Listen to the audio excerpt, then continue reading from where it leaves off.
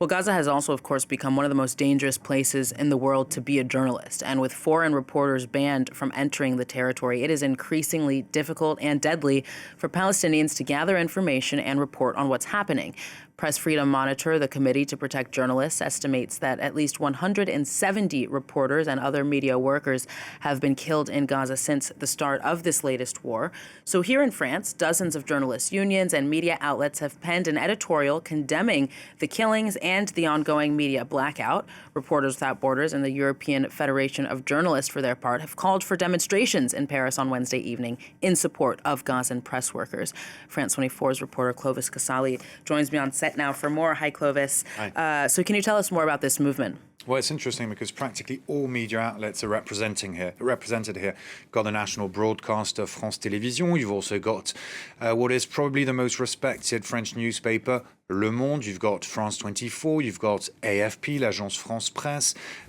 Basically, practically all these media outlets have signed the letter, and it's largely a symbolic action that will be taking place outside Bastille Opera in Paris tonight. We will be there reporting, of course, and they've all signed this letter urging Israel to stop killing journalists who are simply trying to inform the world on what is going on currently in Gaza.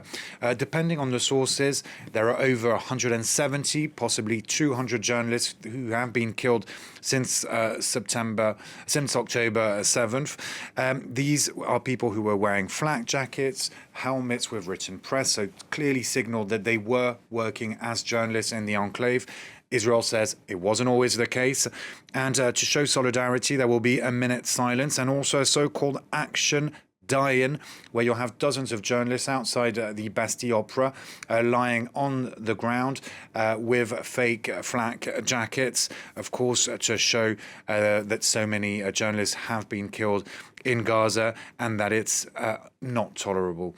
And there will also be 3 testimonies read of well-respected Palestinian journalists. So, Clovis, the issue here, of course, on top of the how deadly being a journalist has become, is access to Gaza and the difficulties that there are not only to get there, but to report once you are there. Absolutely. Ever since the terrorist attacks committed by Hamas, then prompting the response from the Israeli army after Hamas went back into Gaza with Israeli hostages.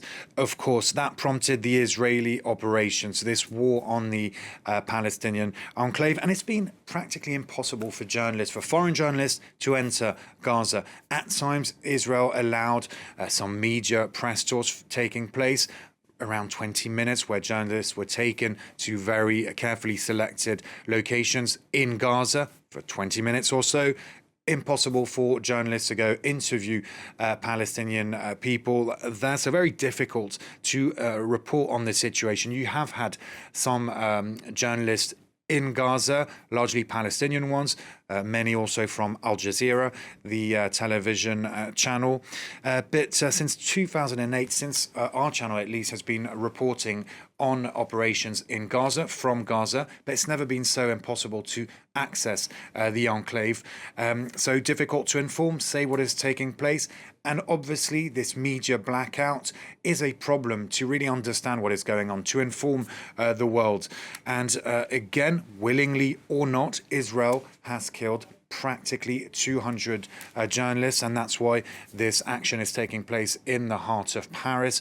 Journalists from various media outlets who feel they need to express solidarity and urge Israel to open Gaza, to allow foreign journalists from entering and from reporting freely on the situation there.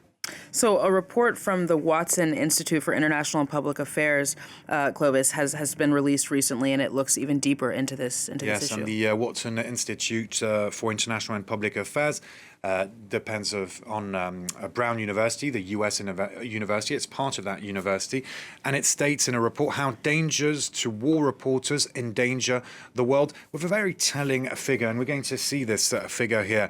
The war in Gaza since October the 7th, 2023, and we're going to see this chart, shows that since this war, more journalists have been killed in Gaza since 2023 than in all wars combined. And let me list these wars: the US Civil War, World Wars I and II, the Korean War, the Vietnam War, the wars in Yugoslavia, the post 9/11 wars. Well, all those wars put together, well, journalists killed on those theatres, well, that's less than the number of journalists killed in Gaza. So not only do local reporters face great risk, but it also impairs news coverage. And you can see this very telling chart. You can see the number of journalists killed during the Gaza war. Compare that to all the other wars since the US Civil War. So basically, it impairs news coverage, and as a result, the whole worldwide information system, if you will, well, it's damaged.